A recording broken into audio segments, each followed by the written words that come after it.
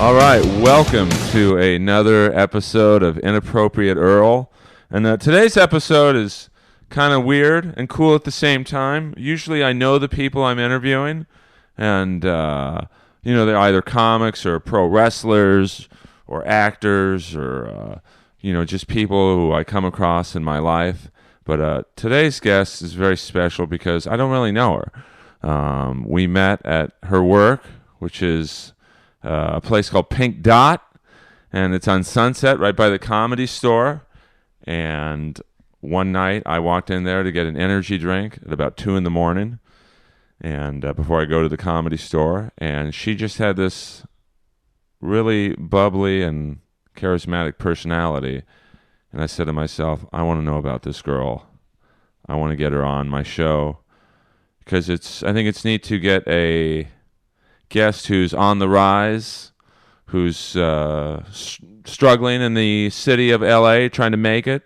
And I don't mean struggling in a bad way, but, trying to make it, whatever making it is. So please put your hands together out there in podcast land for my new friend and rising musician, Jenny Dang. Thanks, Earl. It's really nice to see your place and everything. It's really cool. You got all these like CDs and VHS and everything. Oh yeah, I mean I'm probably triple your age, so I believe in VHS, and I even have a Laserdisc player upstairs. So, when I walked into Pink Dot, and I hope I'm not getting you in trouble by saying where you work.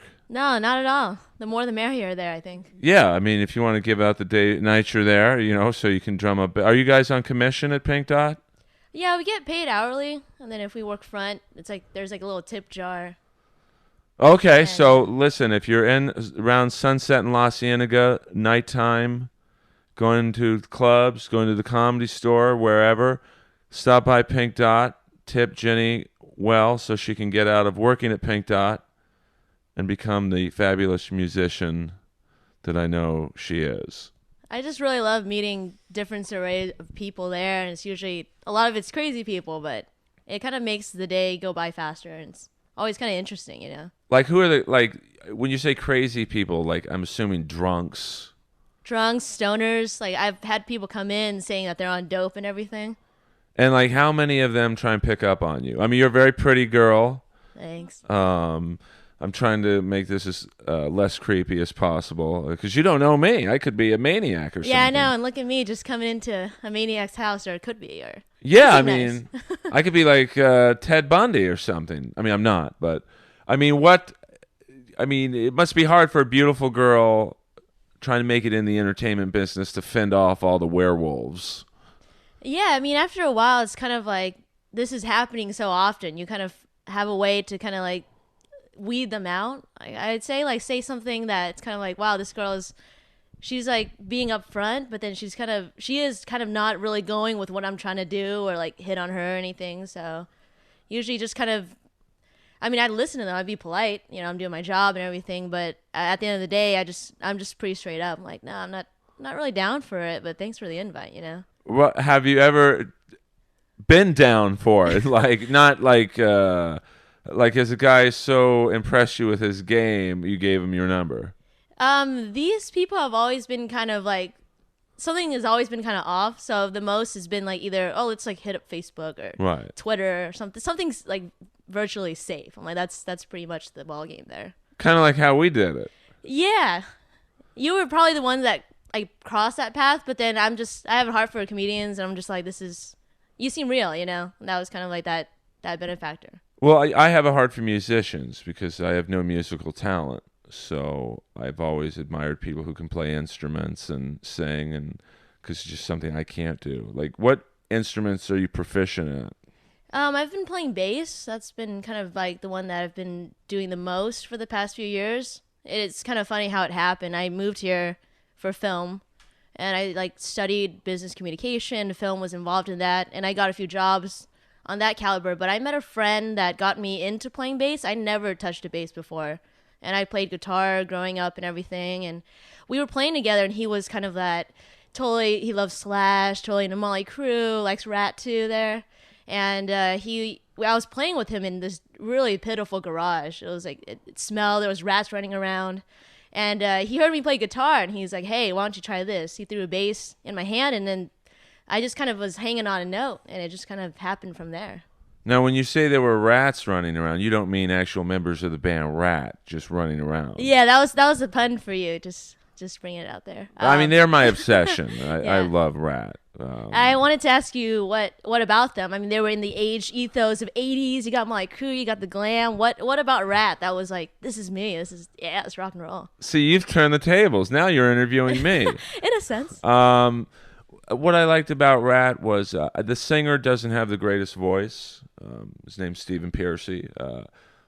His voice is rough, I guess you'd say, but it made me, like, anytime a Rat song came on the radio, I was like, that's Rat because of his voice. And I just like their songs, and like Warren DeMartini, who is their lead guitar player. He's an amazing guitar player. And I don't know if you can see it right now, but Robin Crosby was the rhythm guitarist. He died of AIDS. It's kind of a depressing part, but I was a big fan of his. So I just, their look, it was like fashion rock. So, and their songs were, like Judas Priest and Iron Maiden, they were almost too proficient. Like Rat was kind of sloppy. It's funny that you say that because they both listed Rat as like influences. Yeah, I mean, Yeah. And I admired their struggle in the LA scene. They came, they basically were from San Diego, and they came up here after seeing Van Halen, and they were like, we got to do this. And they struggled a lot, and like Stephen Pearcy had to sleep with the booker from the Whiskey just to get booked. And I'm sure that you come across not necessarily stuff like that, but there must be, it must be harder. I think it's harder for a girl in comedy or music because the sexual advances that, hey, if you do something with me, I'll get you booked. Or, I mean, have you ever experienced that? Yeah. I don't want to name any specific people or anything Oh, of like course that. not. But yeah, there's been times where I've just played shows and everything, and those bookers would eventually just kind of be nice and say, "Oh, it's a good show. Do you want to hang out and stuff?" And kind of like cross that line. And so I've always been like, "Well, we're hanging out now." I always Right. kind of keep it kind of upfront and safe. But definitely just being a girl and just kind of going in and doing something like music or comedy or anything. It's just for some reason there you have to kind of like create this kind of like barrier for yourself, like kind of just to make sure that you're doing what you love, but at the same time like being safe and practical about it. And that's what I liked about you. You show an appreciation for the like older generations of music. Like, how old are you? If you Yeah, no, I'm 24. and most kids your age, they grew up with like No Doubt, Weezer, Lit. So I love how someone as young as you are is so knowledgeable about like Motley Crue, and even though like, do you play that kind of like, could you play a Motley Crue song?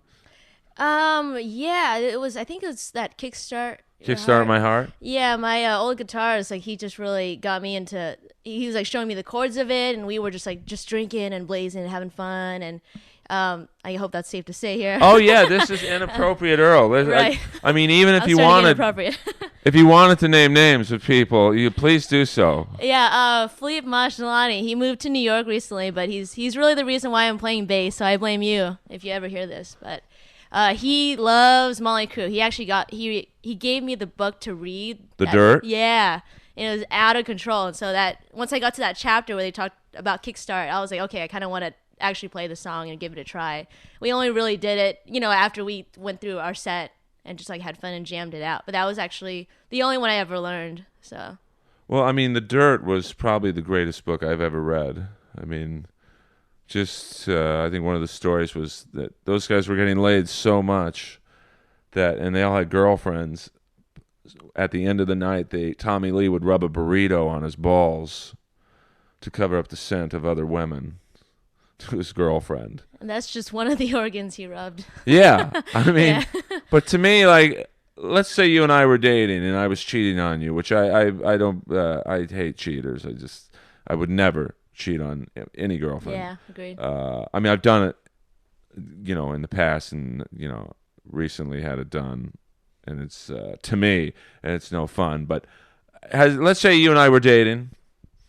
You suspected maybe I was cheating on you. Wouldn't your alarm go off if let's just say you were going down in that region and you smelled a burrito down there? Oh yeah. I mean, it's. I would think that would what would be a good thing to put down there to cover up the scent? Perfume. Perfume. There's things like baby wipes. There's things like Right. sanitizer. If you watch that movie Cabin Fever, there's a thing called Scope that the guy uses. Put the mouthwash? Yeah, there's a scene where he, I guess because in that movie people get infected with some like disease, and he got infected there where they were gonna have like sex before that Right. scene, and he decided to go to the bathroom and he put Scope, and there's like a scene of you watch him do it, or at least he's screaming as he's putting Scope down there or something. Well, I would think that would burn scope. I would think so because mouthwash usually has alcohol. That's why. Yeah. Yeah, it would definitely burn down there. I mean, one time I was playing hockey and I pulled my hamstring, and I didn't know it at the time. And the guy's like, "Put some Bengay on the back of your leg," and so I started putting it everywhere because I was in a lot of pain. I mean, everywhere. He's like, "Oh, but don't put it on your balls because it'll burn." And I had to go in the liquor store next door because it was burning so bad. I'd sit on a pack of ice. So he told you like after the fact Yeah. that it. So don't, If you ever pull your hamstring, don't put Bengay by your privates. Just make sure it's so super sensitive, or you're aware of that. Yeah, I mean, sensitivity. so you might be better off with Scope. I don't know how Scope would feel down there for you, but Unless it's like alcohol free, then by all means. If it's, yeah. Yeah. So what's going on right now in your life? Like, are you in a band? Are you auditioning for bands? What's up? Yeah, I mean, kind of in retrospect of three things right now. Like my old classic rock band ended because everyone moved, but I started like a new one, kind of like near that ending of that. So it's like an odd time signature. Everyone's influenced by like Faith No More, like Toolish type of sound, like a dark Portishead type of thing. Right. So I've been singing lead for them, and kind of recently just learning to do bass stuff. But I'm not really Geddy Lee, so kind of just doing the whole bass and singing for that type of music is very like challenging. Right. I still try to do it, but I'm like, wow, I'm not Geddy Lee, And then I have another project with my friend that we've been doing vocal stuff, and he had a band set up like a while back, and they just fired their like singer a while ago, and I just kind of came in a few sessions, and it's been going pretty well. Like they kind of like my writing sense. Right. And then another one's just with my friend. He's been kind of like schooling me on some certain bass stuff, and so we've just been doing kind of like a stoner kind of rock type of genre. See, that blows me away that you know who Geddy Lee is. I mean, might Man, be the Rush? greatest bass player of all time. Yeah, definitely. And singing too. I mean, that's like I'm a Kiss fan, and I would say Gene Simmons. I'm sure his bass parts are pretty easy to follow if you even have rudimentary bass skills. Yeah. I mean, you could probably learn a Kiss song in under 20 minutes. Yeah, and I have under the influence, so I haven't like solidified memory of like replaying that stuff, but usually Kiss plays things pretty straightforward. Not saying all their music is, but the songs that I've learned at least have been like pretty straightforward, so I can definitely see them. Like what doing song? Like those. Rock and Roll All Night? Yeah, that one. I think it's gonna be that one. I mean, I don't remember because all I remember is like this is a Kiss song, and like Right. I never really hear the title. They're like, just play this song, like play this chord here, and like you just learn Kiss right there. I'm like, oh, okay. Because it's 3-chord rock. I don't know what I'm talking about, so I'm asking you. Yeah, just kind of like a lot of like Motley Crue is, like Guns N' Roses tends to be. Like I said, like not all their songs are like that, but like some of their songs, very like straightforward, which is I think it has that appeal to it, Like Rush is complicated music. I mean, a lot of it's just that sense of like odd time signature. So you know how things tend to sound like say different tempo, certain parts, and all of a sudden like it speeds up or Right. has this change up. Then it's definitely, I think because so much more is involved versus like a straightforward song. It's like you play like a Beatles song on guitar won't be the same way you play like a Rush song on guitar. It's Right. a different style, but it's also just like a different like kind of way of like playing certain patterns and everything as well. like I saw Rush in concert once, and was That's like been really cool. It was amazing. I mean, I'm not really a fan, but Mm-hmm. my girlfriend at the time was working for Clear Channel, so I got to go to a lot of cool shows, and she sat me side stage so I could watch the whole show, and the drum solo was just. I mean, Neil Peart is like he had so many drums that they had to lift him into the kit. Like he couldn't like Wow. there was nowhere for him to enter, and like I've seen a lot of '80s metal shows where the drum kits were like pretty crazy looking. It was more for show. Yeah. But for him, it was like he's using everything. I mean, Yeah. it was, and just how the three of them could keep in time with each other. It was just, even though I'm not a fan, I appreciated the ability. Definitely. It's kind of like a three-piece thing, like Nirvana or something like that, where it's just you got to have power players to, I think, to hold up like a three-piece, Yeah, I like mean, Cream or something like that. You got to really have people that really know, like, really what they're doing. And then for it to sound really good is for you to just make sure everyone has their element like to the core. I think. see, that's why I three-piece. love you. I mean, Cream. I mean, that's even like that's almost the '60s. I mean, it's so neat to see someone of your age is so knowledgeable about the history of music, not just like Justin Bieber fan. Oh no, never. That would. I don't have anything nice to say about that. I mean, he But, might need your support. He's having a bit of a meltdown lately. yeah, yeah, and he's not really reacting like to that a lot. He's kind of being quiet about it. I think something. The only news I ever saw recently of him was just that he was like giving up or taking a break or some sort of like letdown. So it's just kind of like.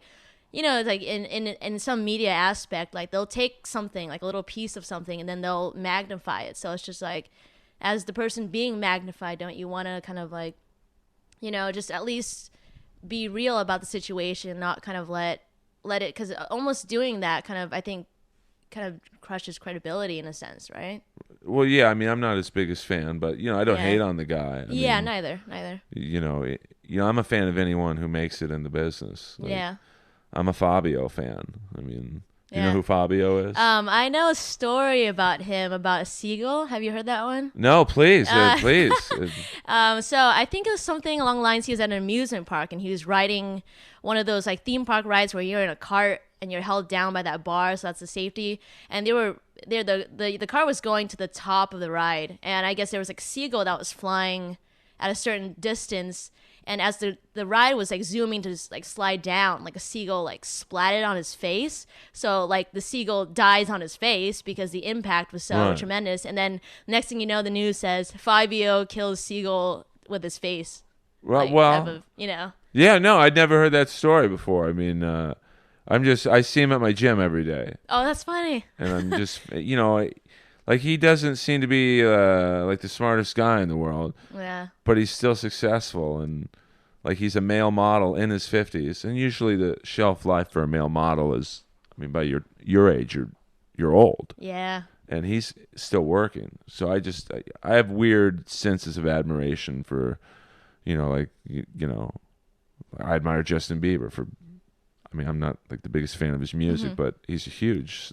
Yeah. For him to just kind of keep carrying on, Yeah, I like no mean- matter what, it takes a lot of balls, man.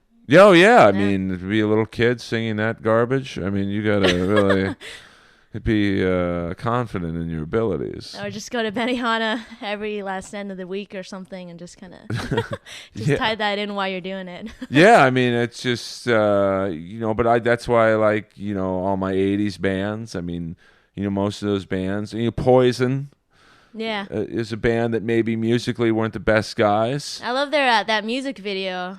Which for, one? Is it Rock You Like a Hurricane? That's Scorpions. That's Scorpions. Scorpions are a good band. No, it's all good. My age comes out now. No, now I'm getting to the root of your age, your youth. Yeah. To most metal fans would have a heart attack if you thought the. And they still do. Whenever I say it to my friends that I play music with, they're like, 24. Oh, 24 is get that kind of- amazing. I mean, that is Yeah. like, enjoy it while you're, enjoy it while you have it. Like So- I feel like I'm sort of put together whenever I hear my friends that are like in like an older generation tell me that, oh, at 24 I was doing this, I wasn't Right. even thinking. It makes me think, man, once I get older, am I gonna see that about myself as well, you know? Oh, you're gonna be you're very together. I could tell. Like anyone who has this knowledge about music and is passionate, which is why I wanted to talk to you. Like, uh, it's refreshing. And when I was 24, I certainly wasn't as together as you are. But now, do you see yourself? Where do you see yourself in like 6 months? I think I still see myself playing music for sure. Right. And then I think that kind of momentum is kind of what just keeps me waking up every day. Just kind of knowing that I'm going to be doing something that I at least enjoy. Right. Hopefully, in like a setup, because being a band like in LA, especially when you're like unknown, and it's just the whole factor of you don't get paid to play most of the time, and all that stuff. It's hard to kind of like tell like, oh, okay, in this month we're gonna have these amount of shows or something like that. As much as like a musician hopes to play as much as they can, it's just dealing with like a lot of like band stuff, like especially like going back to the discussion of being a girl and being in a band full of guys or something like that, and not really understanding why they don't want to practice as often or why we can't get together. And it's just it's hard to tell. I just hope that one of these projects kind of like weed out well, and then music is made in a consistent manner. So in 6 months, like I know I'm playing music. That's pretty much the extent of it. Are you the only girl in your band? Let's see. Yeah, for pretty much all three different projects, I'm the only girl. And is that like? Do you have a boyfriend? I do. And is that that's not a problem, but like are the guys in the band are all three bands respectful of that, or? Yeah, actually they are. Like the main project, the Odd Time Signature Band, the drummer actually is my boyfriend.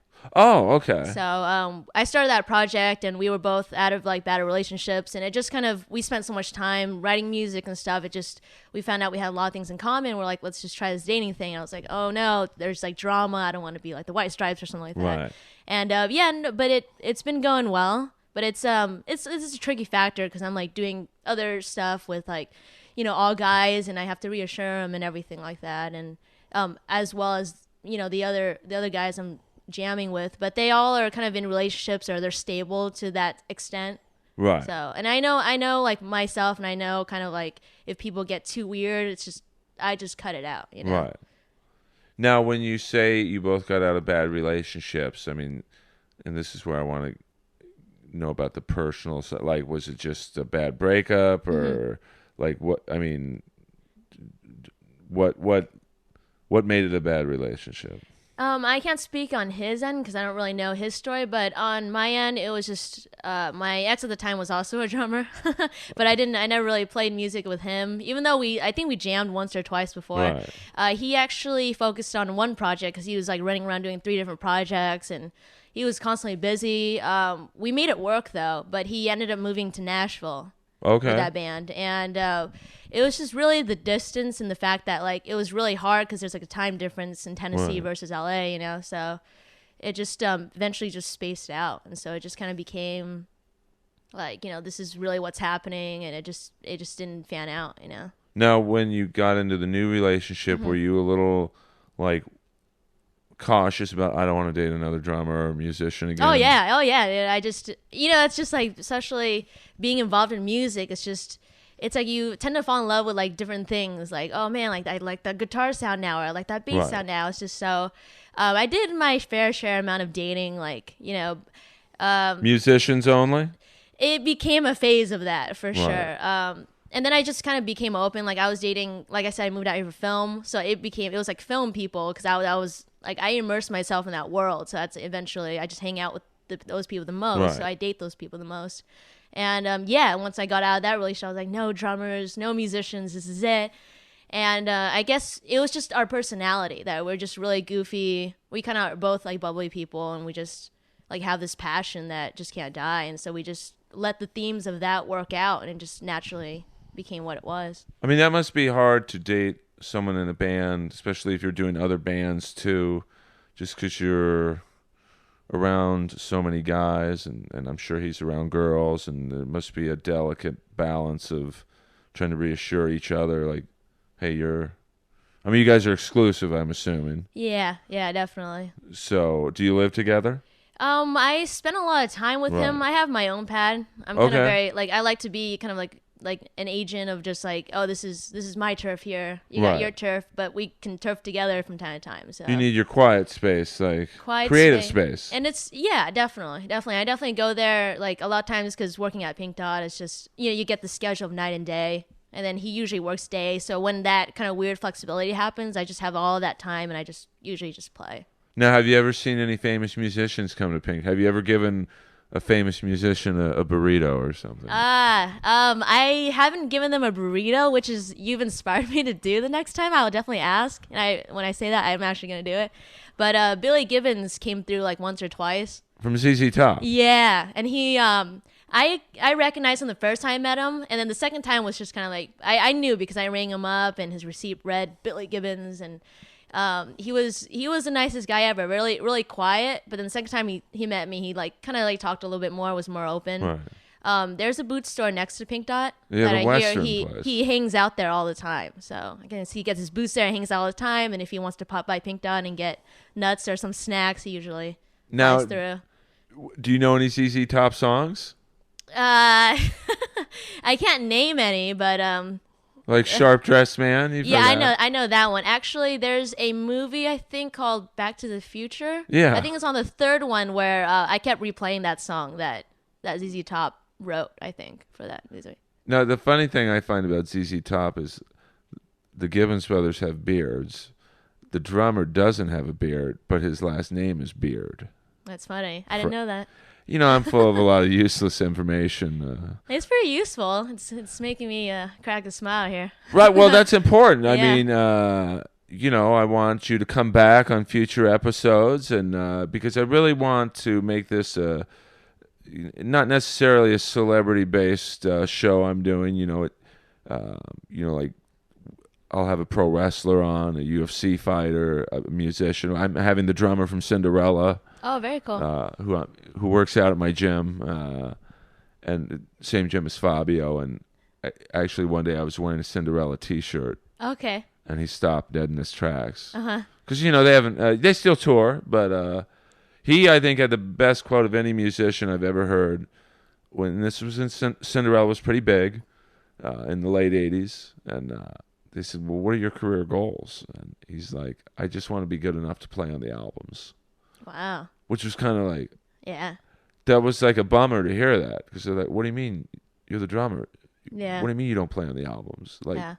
that was my first insight into most bands don't really play on their own albums, Yeah. which is kind of a bummer, Yeah. except for like Rush, Except for like Rush. because If no you're- no one really could I don't- play like that. Right, exactly. And that's that the all-time signature band I am in with my boyfriend. That's kind of the like appeal of that. Like I like that because the music is really different. That finding somebody to play isn't like, okay, hired gun on Craigslist, like Right. join us type of thing. Like everyone's very selective on who to play. Especially just because it's like it's almost like experimental in a sense. Right. But like I said, they both kind of like that kind of dark melodic rock sense. So it's just kind of like it has this like essence to it that's kind of in its own, you know. Now, what in this Odd Time Signature band? Like, what are you in it? I sing lead for it. And bass. And I haven't been doing bass really. Like when I signed on, they were looking for a singer because they had dropped their old singer. Okay. Yeah. So it's you, your boyfriend, the drummer, and who's the third? The guitar player. Yeah, his name is Jared. So there's no bass. No, he has something what we call a bass ghost, which he records the bass on this type of like it's some bass device that he plugs into the mix as well. Oh, so, wow. Yeah. So a lot of times, like when you go see live music, it's like, oh, they're playing a backing track, and you can hear everything pre-recorded. What he does that's interesting is like this machine is he records real-time bass to the music. He makes sure to get in the timing, and then he'll click it in to the because the music is odd time that it has different tempos for different parts and everything. So he has to click it in for that moment as he clicks in the effects for his guitar. Okay, because like I go to most '80s bands, they're a little older and they can't quite hit the high notes, so there's definitely some manipulation in the recordings, and like I saw the Cars at the Palladium, and it was 4 out of the 5 guys, which is pretty good. The bass player's dead. Uh, So they didn't even bother with the bass player. Like, it was just the four guys. oh, really? And it was like, but I heard the bass parts. Like, As like someone that listens to that, like, how does that make you feel? Kind of just. I mean, I don't know. I mean, it's their band. Who am I to tell the Cars how to perform? I mean, they're a Right. legendary new wave pop type of band. The bass player was so integral in their sound and his vocals that it was like, I mean, I don't know what could you do. You either get a replacement for him, which no one could really replace him. I mean, his voice was just so soothing. But I think the keyboard player, who's a very famous keyboard player, he had programmed the parts, and some, maybe it was the same, the Ghost Gotcha. machine. Ghost machine. I mean, I don't know. When I go to see a concert, I like this concert to sound like the albums. Yeah, yeah. I mean, when you go to a concert, do you like to hear like it's on the album, or do you like it when they kind of like jam out? Kind of a little bit of both. You know, like I definitely want to see, because I'm really selective on who plays now. There's just like a lot of like there are a lot of styles now that like I either like or don't like, but I know right away. Right. So yeah, I like hearing the album, but at the same time, it's like you're there live, so it's almost like doing comedy, like kind of anything goes. Like, are you able to like push through if all of a sudden you kind of like make the wrong joke or hit the wrong note type of thing? Sure. So I kind of really look for that. Like sometimes, I think someone told me that Jimmy Page like intentionally plays like a sour note or plays like an off-key note for some reason. Right. But it's kind of his signature thing, and people don't really notice it. But he does that live, and when you Oh, listen cool. to the album, it's like, oh, like you don't hear that. But for the fact that he actually would do something like that in a live situation, it's like, oh, that's it. Maybe he's trying to bring like a new type of thing in a live situation. So. Oh, right on. I try to look for something that people bring on differently, like live, because it's like, oh man, they're really good on the album, but it's like live, like they're not that great, or live, like they're just, I don't know, like, but I like the combo, if you can make a Right. really good album and then you can do like a really good live show, it's like, wow, you're like Right. rock stars to me. Like, I liked Weezer when I saw them at the Palladium because they did very little talking between songs. It was like someone just hit play and they played, Yeah. but they were playing themselves. Like, there was no background. Yeah, and they did a cover of Poison's "Talk Dirty to Me," Oh yeah. which I thought was really cool. Like, it was a very faithful cover too, and I like artists like younger. Not that they're younger now, but like Lady Gaga. Like, she had the saxophonist from Springsteen's band in her. Was her big video? Was her first big hit? "On the Edge of Glory." Okay. And he was dying. It was just like she really wanted him in the video, and I thought that's really cool to someone like your age showing that kind of respect for a musician of the past. And like, she had Brian May from Queen in one of Yeah. her videos, and I love it when younger artists show respect. Definitely. So do you listen to Queens of the Stone Age by chance? I'm not against them. I'm so stuck in the past that it's hard for me to embrace new bands. I just, because like in the 80s, it was just such a fun era. Yeah. Of just the videos, and that's another thing. You don't really see videos anymore today. Yeah. So it's like, it's hard for me to embrace new, like Bon Jovi. Like, you saw their videos, you're like, I gotta listen to this band, or Poison, or like Madonna. Yeah.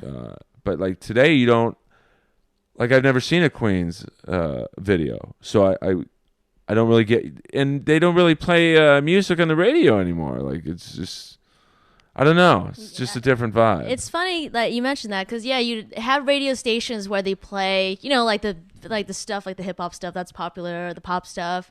And then you have stations where it's like oldies, music from the 60s and the 70s, and it's just like you said, it doesn't really have that like charm as, say, if you were in the 80s and everything was like, so there was like a scene, there was like so much involved that's like, this is like the song from Rat just came out, or Poison. It's like they actually are relative to what's going on, and it's just, I think it all kind of goes back to the music industry. And there's for me, I feel like there's a set amount of like fear to put on something that back in the day they used to embrace, which is kind of like that, the kind of the rock and roll feel. Like Yeah. rock and roll, it's almost like the music industry just kind of wants to like kind of shun rock and roll in a sense, but like only bring it out if it's like, something like Imagine Dragons, like they're incorporating something that's modernly convenient for them. I'd say, yeah, I mean, like, I got into Weezer through the Buddy Holly video. I'm like, wow, this is a great video. Who are these guys? So, you go on iTunes and, and it's like, it's just sad today that like, I don't even know new bands today.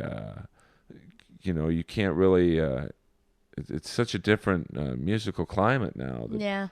I mean, CDs are obsolete now, which is crazy to me. Yeah, Like, and it's become like a singles game now. So everyone's like, let's write that catchy tune, or maybe the song can go into this movie or this commercial. And yeah. it's weird. It's like people don't really talk about like, oh, I sat down with like, or I had practice 3 times a week and we were writing this album. Like, you almost don't hear that coming from musicians anymore, where they're like jazzed about writing a whole album or anything, Right. They just want the single. There's like a certain amount of intent or some type of like this goal of let's just do this and be rock stars playing at the Troubadour like 5 times like a month or something.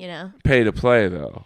Definitely, man. That's the thing that gets me. And I had a friend that was here during that time, and he told me that pay to play was happening even like in the 80s. Right. But it was kind of arising, but because the music industry like pumped up the glam bands and everything, wasn't really like the benefactor. Like now it's like House of Blues and everything is pay to play, and it's like bands that don't really have it all together.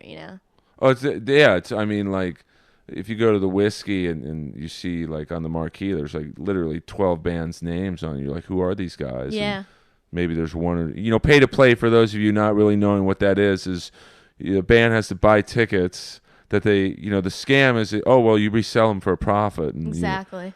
But it's pretty hard to make a profit on those type of shows. And then so you're not booked basically on your musical ability. You're booked. If the band buys 100 tickets, who cares if there's a crowd? We already got their money. Yeah, and at the end of the day, it's like if you don't sell those tickets, those bookers will come after you and they're like, "Hey, you didn't sell these tickets, you still have to pay me." Right. And that's like it's like a scam for the artist. So it's kind of like painful in the sense that like, oh, I'm just trying to be natural, organic. I love playing music. I want to play here, but it's like it lashes you if you find like the wrong booker and they're like, "Here, you pay your end of the deal." Despite you not bringing enough people or something. Yeah, no, I mean, like in the comedy world, they're called bringer shows, where you're booked just if you can bring 10 of your friends, and then the problem is that the second show you'll never get those friends to call you again because the first show was so bad. Yeah, it's like, I'm not going to another one of your shows, and I'm sure it's like that in the music world. Like, you might fool your friends once to come to your, but you're talented, but you get some of these bands who maybe aren't the best yet, and but your friends have to watch them too, and they're like, Jenny, tell me when you're having a solo show. Oh man, yeah, I've like run amok doing that stuff. It's just that's why I, as much as I love like the internet and all this Facebook and stuff, it's like really cool to keep in touch.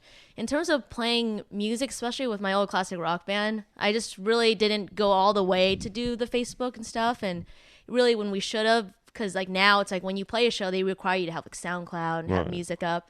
I really enjoy the fact that coming to a venue and then just playing, people not knowing who you are, but it being about like, I liked what you did. Right. Being kind of like what that pays off. And of course you're going to always have people that either like you or don't like you. Sure. But it was just kind of the fact that I didn't really want to like, hey friends, come support me, like do this for me. Like, I wanted people that stuck around that really enjoyed the music to really be there. Now, what do you feel about a show like, say, American Idol, The Voice? I know there's The X Factor, which I think just got canceled. Like, would you ever do a show like that or one of those? I actually auditioned for one, and I was just learning vocals. I was taking vocal lessons with an amazing teacher called Libby Lavella. Is she in LA? She is in LA. I think she's like Pasadena downtownish area. She's amazing. She's like worked with a lot of celebrities and everything. I found her out through an old roommate that was singing in a band called In Droves. Okay. And and she taught me so much, and I think it almost kind of like inspired me to like, let me just try this thing. And I did the X Factor. I went to like the second round. Oh wow. But like something about like that real stuff is just for me. It's just because I like to write music and I like to keep it kind of like organic, whether it goes anywhere or not. Like I just want to be me in it. I don't like the idea of someone telling you like, you're singing to this or to that, because what right does that person have to tell you whether you have talent or not, Right.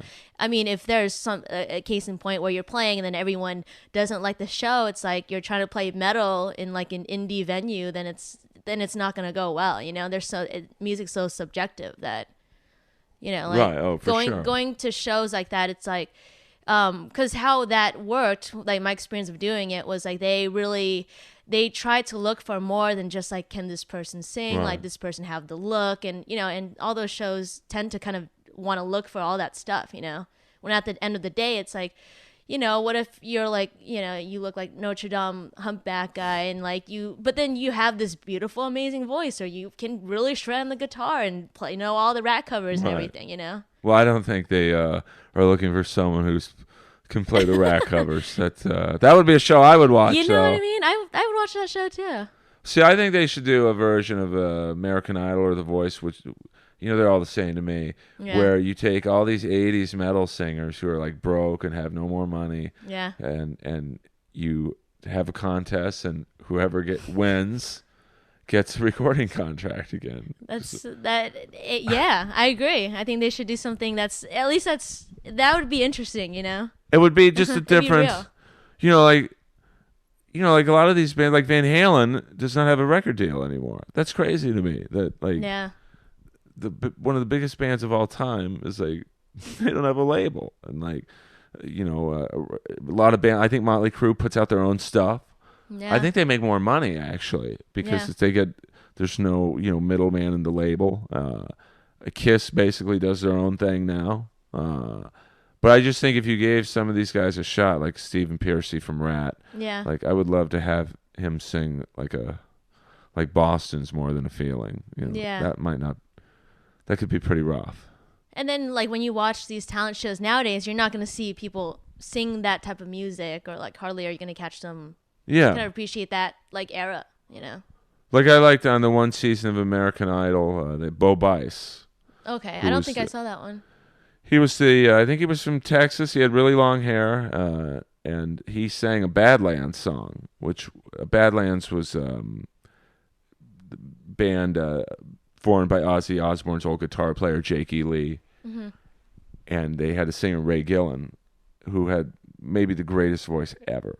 I'm going to have to get you into this band because I think you would knowing how you are so knowledgeable about the past eras of music, I think you would love Ray Gillen's voice. I mean, it was just beautiful. And like he could sing the phone book and it would be like, wow, this is amazing. And so this guy from American Idol did a Badlands song, and I think he won the season. Wow. But to me, and I would love to know your opinion on this, like the problem with these winners from these music shows is they don't have a lot of material. Yeah. So when they win, they become instant headliners. Like, okay, Jenny, you just won The Voice. You're playing the Staples Center in 2 months on the American Idol or The Voice World Tour. And like, you probably don't have an album. Well, you might, but like, I find a lot of these winners don't have an album's worth of material. So it's like, what are you going to sing for an hour? You just can't do covers. Yeah, right, exactly. Yeah, I mean that kind of instant stardom thing is just Right. It's like not fair, you got like a ton of musicians that, work at their craft and don't leave the bedroom because they're like trying to write that song or something like that, and then you have the show that's like, oh, here's the money, here's this, have this, and then do it. And it's like, who knows, like maybe they don't write music or something like that, but they just enjoy doing it. So it's like, where are they left? Like, what device do they have if they have not worked at it? Are they forced to, like speed up the process to get ready for that Staples show in 2 months or something? Yeah, I mean, like I know Kelly Clarkson, like she had Desmond Child help write her a few songs, and Desmond Child is like, he's like the best songwriter ever. I mean, if you like those poppy, I mean, like I saw Motorhead's publishing checks.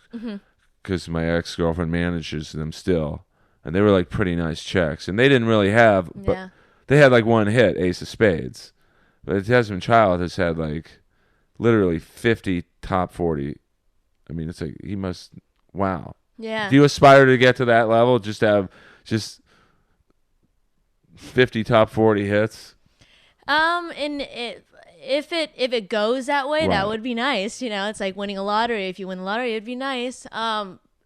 I like a lot of my musical background has always been like instrumental. Like that was kind of always like I never really thought of myself as like, oh, I'm like lead singer or like this is my thing. It's just I always kind of enjoy like movie soundtracks. So that was kind of Right. always how like even studying something like that eventually happened naturally, just because I always enjoyed what kind of like what was going on. I just had a brain fart. No, you got in there. Yeah. No, I Yeah. have brain farts all the time.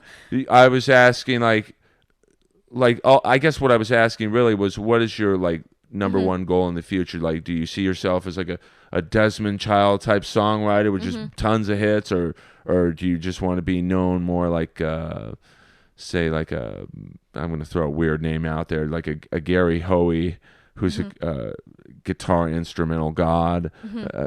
I mean, where do you want to be like in 10 years? Like Jenny Dang in 10 years, do you want to be on TV? Do you want to be doing soundtracks? Do you want to be like Pink touring? I mean, if I can do all the above, Right. really, just I really want to make an art that kind of just like has its own signature about it, you Right. know. Whether it's like a clan of people liking it or like stadium worthy, it's just that stuff doesn't matter. It's just kind of writing something that I'm like, man, I feel good that I put hard work into Right. this, and then it sounds as the way I like it, and then if you guys like it, then that's cool. You know, if not, then that's cool too. Like I just see myself like kind of growing into writing something, and just figuring yourself out, because like Right. writing music is, for everybody, it eventually comes down to like a personal thing, like how you play an instrument or Sure. even how you write that lyric line. So I just love the fact that music's kind of like, I was thinking about it all day. I was like, music's kind of like having a haircut. Right. And it's like when you first get a haircut, like, you ask them for a trim and they might cut it off a little weird. And so it feels weird to have a haircut for a while, because you're like, I don't know if this is what I want. Right. And then, but you grow into it and you're like, hey, like I kind of like how this looks. So I kind of like how this sounds in a Right. musical kind of annotation there. Now, what when you go to concerts, like it's hard for me to go to comedy shows because I want to do it instead of watch, and I'm critiquing whoever, like, oh, they could have told that joke better. Can you go to concerts and just enjoy them, or do you like say, well, they could play that note differently, or? I think it's kind of a medium of both. I have friends of calibers that like just they just go, but it's because they don't play music that they don't say anything about it. And I Right. go with friends that play music that are like, oh man, like that guy's guitar tone was terrible, like just totally kind of masking that fact. Like I said, like I'm pretty picky about who I go see nowadays, but especially if it's like a friend that's playing that like I enjoy their playing, or I support them, like yeah, I think it's really important to be able to like to listen as well as you're able to create. It's kind of like Stephen King, like in terms Right. of, he gave advice about writing books, and he said his biggest advice was about reading. And people's response was always like, I don't have time to read, And he was like, well, if you want to, craft like writing or create a story, then you should, you have to make the time. You Right. can't really have that. So for me, like as a musician, like having musical envy, I don't think is a healthy thing. So I always kind of try to like be open to idea. Like I'll know whether or not I like it, whether or Right. not like I'm like, oh, that sucks. But I at least I want to try, to be Sure. like, okay, I'm going to this and I'm gonna try my best to not like have the hunger to like just grab that bass or grab Right. that mic and just even though it's like it's in you, as like a comedian, it's like you watch a comedy show, you're like, man, like why did he say that? Like I'm ready to Right. to pounce, and it's like music's kind of that same atmosphere, I think. What's the biggest concert you've ever been to, like in terms of like if you ever, like I saw Springsteen at the Coliseum, which was like amazing. Yeah. I mean, have you been to a show of that magnitude, or? It's funny that you say that, because you brought up a band that, yeah, I did see them, but I had no idea I was going to go to their show. It was actually Bon Jovi. Oh, and they wow. played at the Staples downtown. And an old boss of mine. So I used to work in Beverly Hills at the farmers market every Sunday. Okay. And my boss is named Dirk, and he hit me up after a while, and he's like, "Hey, I got tickets to Bon Jovi, you know." And then all my Bon Jovi friends were like, like they were going to the show, but obviously I tried hitting them up, and they weren't around. And then I was just like, Bon Jovi, because I don't listen to them a lot, but I'm Right. aware of their music. And and a lot of my other friends that are all into like noise rock is like, ew, Bon Jovi, why are you going to that? But I decided to go. I was like, okay, I'm being open about this. This is probably one of the biggest venues I can go to LA. I'm gonna go. So I meet up with my boss. I show up. And the minute like the music starts happening, they are pounding it out. They're like marathon runners. It is a good show. I'm like, whether like I like the music or not, which they pulled it off and it was Right. great because I wasn't familiar with only their hits, you know. Right. And so wow, it was a good experience. It was like really good musicians, really tight set. It was a good show. And it was a ton of people that was just standing up most of the time, like cheering even when there wasn't music being played. It was a really good experience. Well, I love Bon Jovi, Yeah. who coincidentally most of their hits were written by Desmond Child. Oh, is that so yeah? It's like this. Yeah. I try and have my podcast. Everything gets tied up together. So he's like their main songwriter. So Yeah. And just their his publishing on their hits must be just unbelievable. I mean, they've had like, at least 2-3 hits from each album for 25 years. Yeah. So, but now he's kind of getting into the acting thing. So he's not. I don't know if Bon Jovi's a priority for Bon Jovi.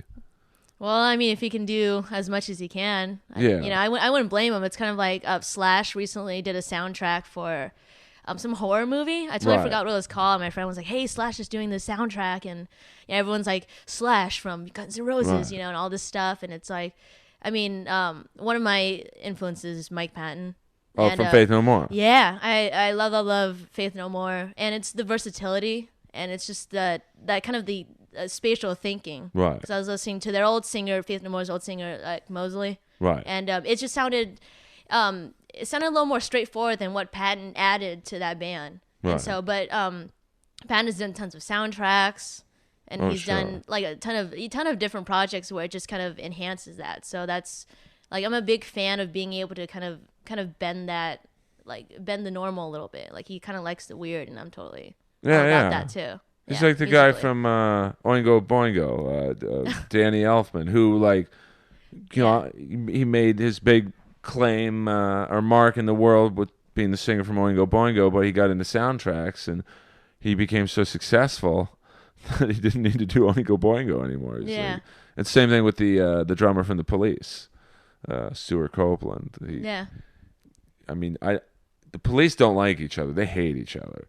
So he doesn't want to tour with them. He makes probably a decent living doing the soundtrack stuff. So I'm sure he tells the Police, "Hey, fuck you guys." I mean, they hate each other, which is such a bummer. That's what do you think about Stone Temple Pilots? You've heard about all the news about them, right? Well, the new singer. Yeah. I mean, You can be honest. well, I don't like critiquing a musician because no. I can't do it. Right. I wouldn't like the new singer from Stone Temple Pilots critiquing my comedy because he probably Sure. doesn't do comedy. It's not for me. Mm-hmm. I think there's very few, and you would know this more than I would. There's very few second singers. I think the singer in a band is the hardest to replace. Like, Yeah. because it's just the voice of the songs is really what stands out the most at the end. Mm-hmm. I mean, even with Van Halen, who's like the guitar god, anyone else singing those songs, it's like the same David Lee Roth. Yeah. And even Sammy Hagar was very successful. It's like, even with much worse examples, Rat, when Stephen Pearcy left, they brought in a guy to basically do a Stephen Pearcy impression, and it's like, this ain't Stephen Pearcy. So and Scott Weiland's the same thing. I don't think, I'm sure they could get someone with even a better voice, technically, to sing the songs, but it's like, it ain't Scott Weiland. Yeah. So I don't know. Do you like the new singer? I mean, he is. I wouldn't say he's without any talent. Like I'm the same with you. I don't really like critiquing, like really anything. But it's interesting, I guess, because he brought about like a certain spirit and energy to the band itself. When it's like, it's you're in a band or in a group function, and all of a Right. sudden someone is dysfunctioning, and it's like you still have that heartbeat that's going on. It's like, what can you do? And so in step, Linkin Park singer, and then he's kind of Right. doing it, and it's it's not exactly my cup of tea, but he pulls it off, and I give him props for bringing the inspiration for like the other band members. Sure. So it's kind of like nice and encouraging that they keep that going, but it's also kind of like a tough call, because then he's probably doing some of their songs that it was famous with Wyland, Right. and now it's like he has to kind of live with people either liking his version or either saying you're not him. Yeah, which sucks Yeah. because I'm the guy who's saying you're not him. Like, Yeah. it's like when Black Sabbath replaced Ozzy with Ronnie Dio, who's like, even if you don't like metal, Ronnie Dio had the best Yeah. voice. I mean, Oh gosh, yeah. just like, but as great as his voice was, I mean, he's 100 times the singer Ozzy Osbourne is vocally. Yeah. It's like, that ain't Ozzy. It's definitely, it's that style and attitude that goes back to, I think, why people love rock and roll and it can't die. It's just because you can be yourself, and once you find that thing that you're good at, or just the way you sound, like, and you just keep working at it, it's like, oh, people remember you for that. It's like, hey, he did his voice like this, and no one else does that, or no one else thought of that to do that. I mean, even like in Journey, like they found a guy, I Yeah. guess, from a YouTube video. It's like, this guy sounds just like Steve Perry, and he does. But to me, it's like, you ain't Steve Perry, Yeah. And I feel bad. Like, I shouldn't be that critical of, like the singer from Boston Yeah. who passed away. His voice was just so special and unique. And I think they got they found a UPS driver who did a YouTube video, Mm-hmm. and he's pretty good. And then they got the singer from Stryper, the Christian band, to like help him, whose voice is amazing. But it's like, you guys aren't Brad Delp, so Yeah. I don't know. It's tough. It's kind of like going to an audition, right? Like, I mean, since you kind of go through that too, and it's Yeah. kind of like you're stepping into like another scenario, and then like you need to fulfill whatever the scenario someone's like Right. throwing out. Like, oh, can you mimic this runner of some sort to proficiently make this commercial happen or something? Yeah, it's like whenever when they find out I'm a comic at a commercial audition, they basically say, "Well, can you act like Dane Cook? Run around and Yeah. he's great. I mean, he's Mm-hmm. like the Justin Bieber of comics. I mean, he's got so big. So I mean, it's hard to Yeah. imagine I mean, I've played in front of 100 people Mm-hmm. and go, "Wow, this is amazing." And he's played in front of 20,000. Yeah. I mean, but I don't act like him. I'm like, my personality is just dry and sarcastic, and he's kind of happy and bubbly. Yeah, that's it's funny you mentioned the dry humor, because I gravitate towards that. Right. And there's something about dry humor that like gets to me, because it's like you can say something almost outlandish, and then Right. it's like usually the response would be people would take a second to think about it. It's not something like where you tell a joke, it's like, oh, people get it right away, or haha, that was like a cheesy pun. It's Right. like dry humor, it's kind of like it has a wit to it, like a ring Yeah. to it kind of thing. And I was working at a restaurant in West Hollywood. It was like a Chinese restaurant. And I guess Michael Bublé, if you're familiar with that I guy. know of him. He's a singer, and he has some like I've seen his like name. That's all Oh, I really sure. know. And so this guy comes in, and he's just he's like, he knew me like in 2 seconds. He's like, your humor is so, and then I finish his sentence dry. Right. And he was just like, yeah, I really like it. And he totally lied. He was like, I'm a comedian and stuff like that. And I totally bought it out, and rang up his check and find out that he's Michael Bublé. That's And he was like the coolest guy, but he also has like dry humor too. right. And it was just kind of like, man, like only fellow dry humor people kind of really get dry humor, I think. Yeah. Oh, yeah. Yeah. I think a lot of people think you're trying to be a dick or Yeah. like be too smart for the, like the other night at the Comedy Store. I'm a big pro wrestling fan, and long story short, this guy was on stage, and he's like, "Earl, come up here and do your impression of Rick Rude." Now, Rick Rude was a pro wrestler, had this amazing body, and he would come to the ring, he would get the mic, and he would really badmouth the crowd, and the driest, most it was just the most awesome. It was an act, obviously. I mean, he would take the mic and go, "All right, I want to tell you fat out of shape, lazy audience members, hold your women down.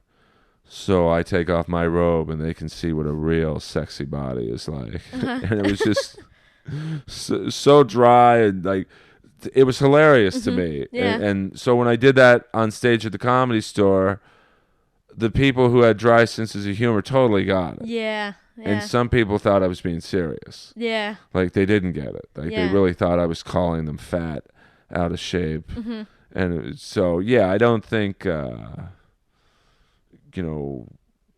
people who comedy's so subjective. It's like music. I mean, Totally. I'm sure like I know in the 80s in LA, you had the glam metal scene happening, the Rats, the Quiet Riots, Motley Crue, and then you had in the eastern part of the city the punk movement, like Black Flag and Fear and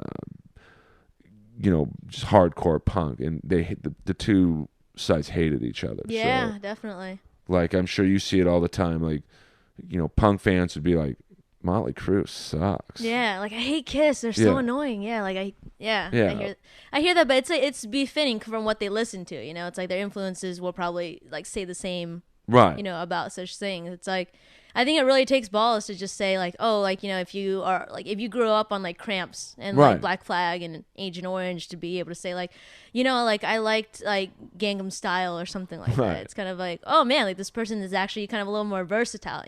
Yeah, I think it's neat to have, to admit what you like. Like, I get shit from a lot of people because of my musical taste, which I even admitted. Like, I'm obsessed with this guitar player, Vinnie Vincent. Okay.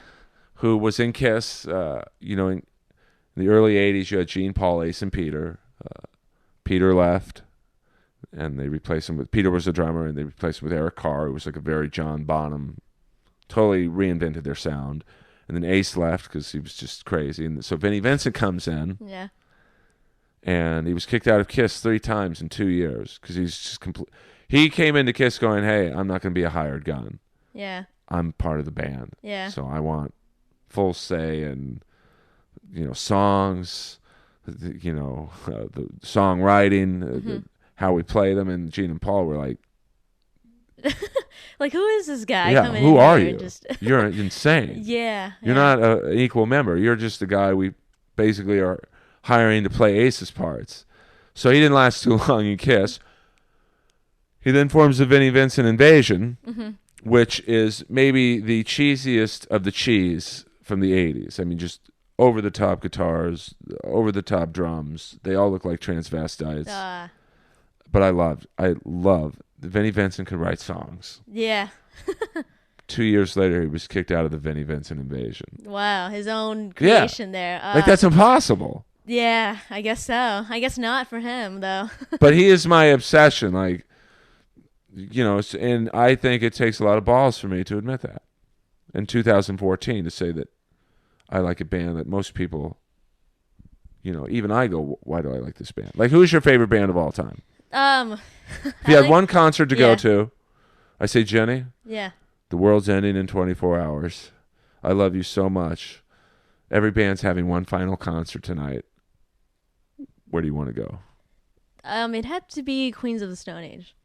I really like those guys. What about them? Do you like this? Do you like the songs, the image, or everything? I think it was really that Rated R album that kind of sold me. It was just it was so different. There's something like the whole concept was just kind of, like I said, like the weird thing, like the weird factor, and he, just Queens getting that kind of like, oh, they're from the desert, so they play this like desert stone rock, and it's amazing. And he even, like, not to quote, like says like, oh, he didn't really like kind of being called like the stoner rock thing, like, but it was just kind of more of like it felt weird, like it felt real to be kind of like that weird. So it's just kind of it was just interesting how coming from like like listening to Black Flag and kind of like the anti-glam stuff, and to write music that has this message, and for him to sing in a melodically even like high note kind of stance, and to kind of give it this kind of like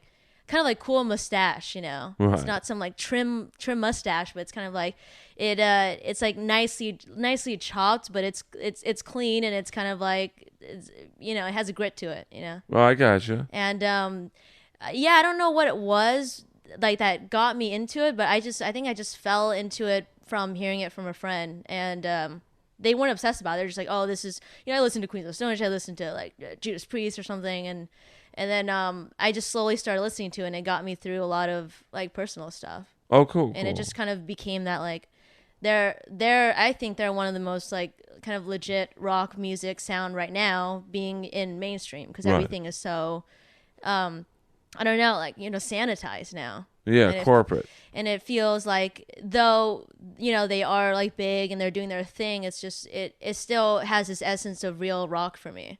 And so it's kind of like, it's kind of nice, like kind of being my age of 24 and just being like, oh, this rock band that came from the 90s, it's just like they're kind of still going with that edge, like they still have that factor, even though a lot of people say, oh, he was in Caius and I prefer that because it was heavier and stuff like that. Like, I'm sure that like he knew what he wanted, and I'm sure that it, like, as a comedian too, or any artist, like you grow, and so things tend to change and stuff like that. And so it's just I think listening to Queens of Stone Age is just kind of like a journey to like how you accept the change, but you still keep that weirdness about you and that kind of rock and that edge too. Oh yeah, I like them. I mean, I like more bands that are like have like a sense of humor, and like Bowling for Soup. I love. Oh yeah.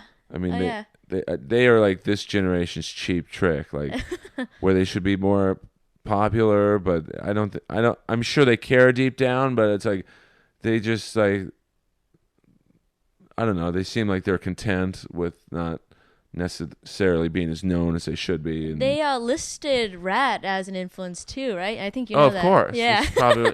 You're like, that's the key there. Blink-182 listed Rat as an influence too. So well, Rat was very influential. Yeah. They kind of sold out. I think in the 80s, when you had bands like the Cars and image-based bands starting to get big. I think Stephen Pearcy said in his book that he wanted to do fashion rock. Like, they maybe concentrated more on the image than the actual musicianship. Band like Poison is like really a big example of that.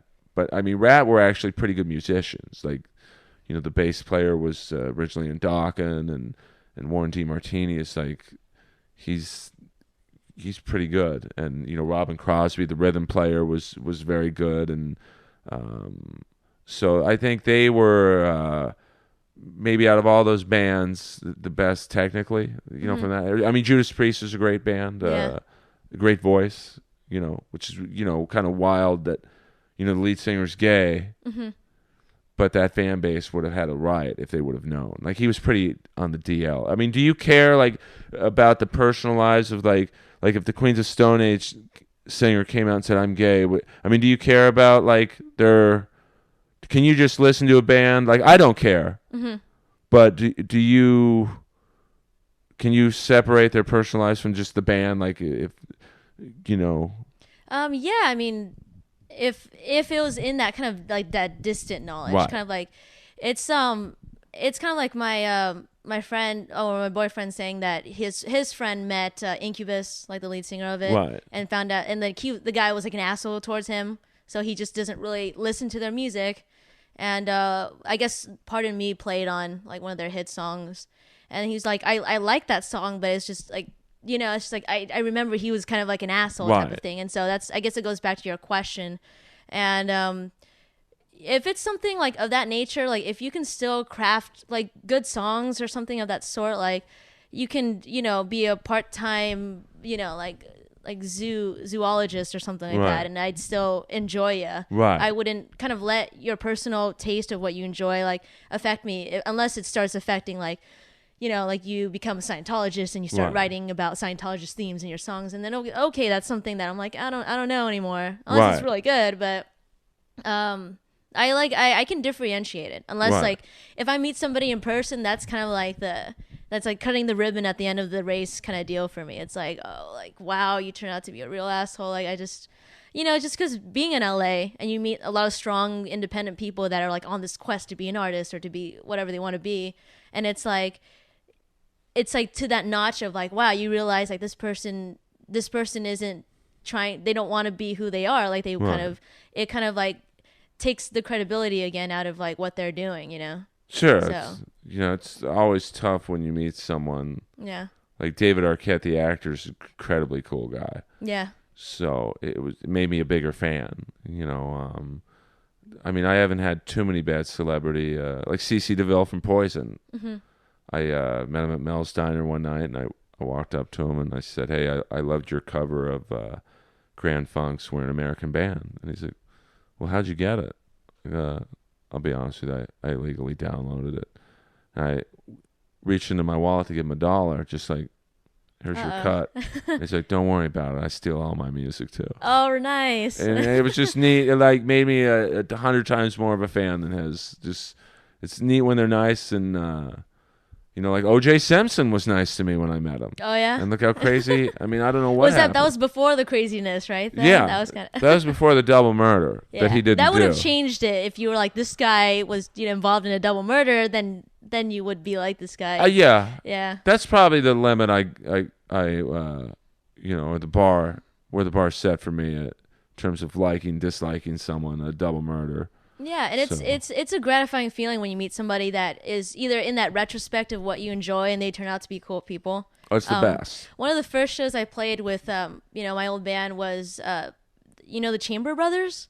I do not. You do not, and it's okay. Like there, again, like there's like a ton of musicians out there, but the Chambers Brothers had a hit, and I can't remember what the name of the song was. But Willie Chamber comes into the venue, was called the Kibitz Room. Oh, in Fairfax. Yeah. So I've played there quite a few times, and the first show was like there, and we played. I forgot what song we played, but Willie Chambers was there, and he hopped on, and he sang. He sang while we were playing, and it was funny because he was like, not only did he have like a profound voice, like I forgot like what the hits were, but he had a really profound voice, and it was like while he was singing and like he let the music breathe a little bit. Right. Like I'm like playing bass and like like we're playing it faster than usual because we're excited. We're like, Willie Chambers is here, and he's like turning over to me with the mic like after he hit that note, and he's like, I don't know how you're doing that, how you're playing it. Like he was just communicating with me as he's performing and being real. We end the song. He sits down and he like asked me to sit next to him, and then he pours me a glass of his own wine. So he brought in his own wine, poured me a glass, and our drummer at the time, she was a female, so that was like kind of like the first having another female in the band too type of thing. And he poured her a glass too, and so we're all sharing in it, and he was just like, man, that was good times. And we were playing it in like I think like a higher key, like a C, and he's like, play it in F next time. And before my bandmate had moved to New York recently, we played that song again. And he was there again, and it ended. So it started with Willie Chambers, and it kind of ended with Willie Chambers too. And we played it in a lower key for him too. So that was really really fun kind of like moment to kind of play with somebody that you at first don't know, but has this talent himself that he still carries on, and he's like the coolest guy. He wears clothes. It's like he's still living in the 70s. Right. But he comes in just to check out music. If he likes it, he'll stick around. And he liked us when he first heard us, and he liked us enough to come back. Well, that's at our last show. Yeah. Now, what do you think about all female bands like the Donnas? In the 80s, of course, I'll throw out Vixen. Vixen? They were like a You were female. going to throw out the Runaways? Oh, I love the Runaways. I love the Runaways, too. Like Lita Ford was like, her solo peak was in that my time frame of the 80s. Like, do you like all female bands? Yeah, I mean, I appreciate it, and like I've discussed a lot about it. It's kind of like everyone, for some reason, men and women enjoy the fact that there's women musicians. Right. There's like a appeal to it, and so like listening to the Runaways and how the Runaways inspire the Donnas, and just female rockers, I think they kick ass, and I just females like and males, though like there's more males and females. It's I don't really distinctify like, oh, that's female and male, and like I kind of see it as, oh, they're like good musicians, and they're like me, they're female, and they just they just show up and they do it well. Oh, I love the Donnas. They have a very they're like female Bowling for Soup. Like like to me they should be bigger than they are, but I'm not sure if you reach a point in the business where you not necessarily give up, but you're just like, well, I guess this is as good as it gets. We'll just do it, or they're just happy. But they did a few songs with Stephen Pearcy from Rat. I always try and keep it Rat. I know. It all comes back to Rat. I'm gonna like go home and listen to Rat now. Like I saw that was it Round and Round music video? Yeah. For like the first time recently. For some reason, it just like happened to be on YouTube for me. Like it just popped up. Like, watch this video. I watched it and I like was good. I was just like laughing my ass off like when they fell from the attic onto the dining table. And it was just kind of like they kept going. Yeah. And that was, I have an appreciation for glam rock. Like, I've enjoyed Slade. I've done a T-Rex cover with my old band like quite a few times. And there's just something about kind of like, not only do they kind of have that, they have a punk attitude in the ironies of punk people don't like the glam rock thing, but they have that attitude too, on top of being like theatrical and showy and everything. And that scene reminded me, I don't know if you know of a band called Zodiac Mind Warp. I've heard of them, but I don't know much about them. They're kind of in that, they're in the glam factor too, and my friend Danny like kind of like opened my eyes to that. Like I've never heard of them, and he had all these like, YouTube videos for some reason. He turned it on and it's like this band. They're kind of just like, they're similar to Rat, like in that glam and essence, but they come on a spaceship and they like land in a all girls boarding school. And so they're playing their song and they're like terrorizing this boarding school. At the end of it, all the girls turn into like rock and roll sluts and chicks and everything, and they all go into the spaceship and they fly back to outer space. Wow. It had that, for some reason it reminded me of that. I linked those two together. I was like, wait a minute, Rat, Zodiac Mind Warp, have you guys played a show together? It's possible. Well, the great thing about the Round and Round video was Milton Berle was he's a legendary comic. He was the guy in the video and the girl in the video. Yeah. He was really famous in the 60s for dressing in drag, which at that time was kind of like a little bit weird. I mean, now you have like RuPaul's Drag Race and it's like, but Milton Berle, and he was famous for having the biggest dick in Hollywood. Yeah. Like people would come up to him at parties and go, "I want to compare mine to yours. I want to see if mine's bigger." And he said, "What section do you want me to start with?" Like his dick was so big that he would say, "I'll just take out the tip and that'll be bigger than yours." Like, so I mean, that was kind of. I'm sure just like I'm sure he naturally had that. He was just kind of like, I can pull this stuff off. Like I got the stuff to show, to prove it. Yeah, no, I mean, I like, just for that time frame, he was a pretty groundbreaking comic to dress in drag and like, and I think Rat's manager at the time was his nephew, so that's how they were. And this was right when MTV was first showing videos. Yeah. So MTV was very responsible for Rat's success, and they might not have had that success if Milton Berle wasn't in the video. Because it was like, oh my God, that's Milton Berle. Who's this band? And then he was in their second video, and so it's kind of like that. I don't know if you know that song. I think it was like from the '80s. It was that song called "Someone's Watching Me." Rockwell. And he had Michael Jackson on there. Yeah. And it was kind of like, you never heard of this guy before. And you have this like acid trip of a video where it's like creepy. Yeah. Like for some reason he's being paranoid and showering and copying the Psycho with a blood shower. And then all of a sudden you hear this beautiful like harmony of Michael Jackson on it. I always feel like. Yeah. And I only found out about the song because that VH1 has all those like awesome music video countdowns. Right. And they had that on as like a one-hit wonder.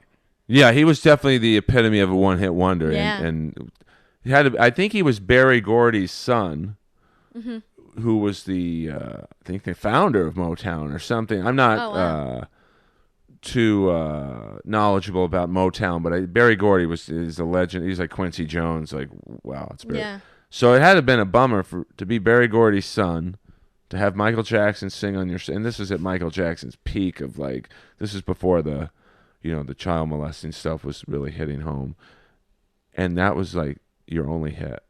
Like, if my dad was the owner of the Comedy Store or the head of Comedy Central, I would expect, greatness. Yeah. Just because it's like, it's all set up for you. Yeah. So, I mean, I don't know if Rockwell's alive. I don't either, man. He might not either know. Yeah. He might be alive and not know. He might still be in the music video there. I mean, well, that's one more video than I've ever done. So yeah, and it's made history. It's kind of, there's none other video kind of like that, I guess. But it's got to be hard to be those one-hit wonders. It's like you had your shot, you get it. Yeah. And then it's like it's Flock of Seagulls was on that countdown too with that song I Ran. Oh, I love Flock, the guy with the hair. Yeah, and then the music video of how they're spinning in that Yeah. room, and it kind of looks like a disco trip and everything. And I guess like their segment was I forgot which member it was, but he's like, I don't want to play that song anymore. Right. Like, stop asking me to play it. I don't know which member it was, but for that, Probably the singer. probably I think it was. I couldn't recall because he was, of course, it's like showing them at an older age Right. of like talking about it. And so he's like, I just can't stand that song. And then it's like the next thing you know, they show a video footage of them playing it like at that age. And I'm like, Well, they there have you to. go. It's Yeah. like, dude, Yeah. this is the only reason people are here in this room right now. I'm telling you, yeah, Because exactly. of that song. So, Yeah. I mean, I'm sure most bands, if they have like a signature hit, Yeah, they're sick of playing it. yeah, You know, like Kiss with Rock and Roll All Night. Maybe like Boston, More Than a Feeling. You know, but it's like, you know.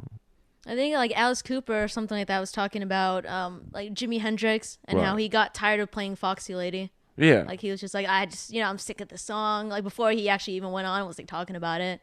And Yeah. but it's like everyone's like, dude, you're like Jimi Hendrix. If you have a song like Foxy Lady on your repertoire, like, celebrate that fact, But he probably played it over like a million times. That's just, it kind of goes with like, oh, it's like, because, as a musician, you have to like sit there and you have to play your part, but it's like it's gratifying when you can play through a whole song. Right. And the fact that once you get to that point and then you start playing that song for like, like X amount of shows, it's like, okay, I can play a song in my sleep, or I can play the song like even if I'm dead, and it becomes like second nature, like, oh, it's this song, Do you ever get sick of playing one song in particular? Like, like repetitively doing stuff. Like I always ask someone that like, like I said, like I first started playing guitar and then it kind of became bass, and then it just kind of like vocals kind of just happened.